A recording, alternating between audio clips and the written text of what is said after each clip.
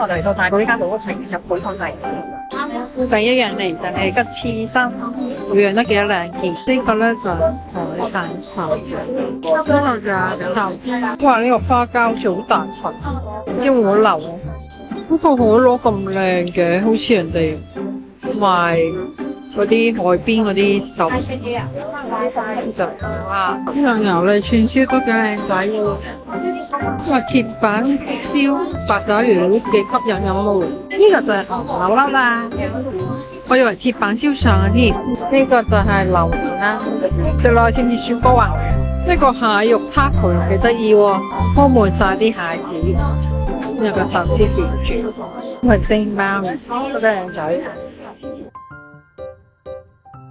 乳鴿都嚟埋，河乾壽司，再嚟一客燒蠔啊！呢個係榴蓮泡芙喎，佢又整得幾精美喎。好似一個貝殼咁樣，榴蓮油加啲花花就加甜，同埋呢個鹽焗海螺，幾得意喎 mini。除咗頭先柯打嗰啲，仲呢度出邊前菜都可以飲，都幾多嘢食。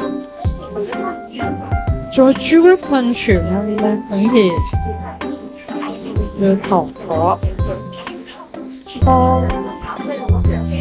咖啡機，甜品都好多喎。哈密瓜先啊，呢個芒果最好味，好多嘢。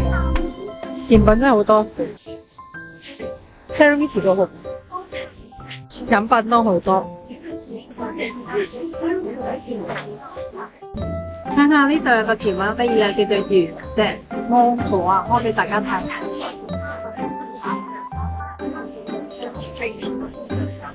嗰隻嚇係原隻嘅芒果啊，好 Q 啊，好似個粒芒啊嚇，喺個拳頭仔咁啊！好好味啊！呢個芒果真係有甜喎。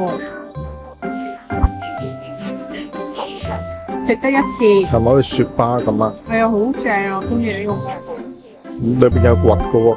係啊，兩隻核好正。